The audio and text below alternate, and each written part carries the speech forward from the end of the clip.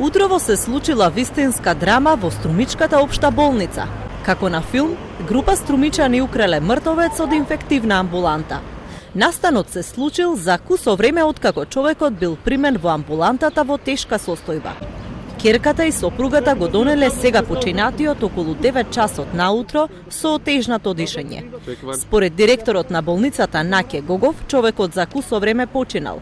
Само неколку минути подоцна вработените биле сведоци на несекојдневната случка.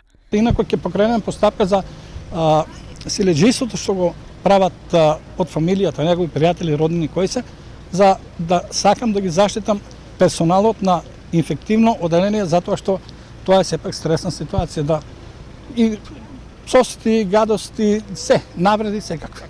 Вработените во инфективна амбуланта не можеле да се справат со упорните мажи.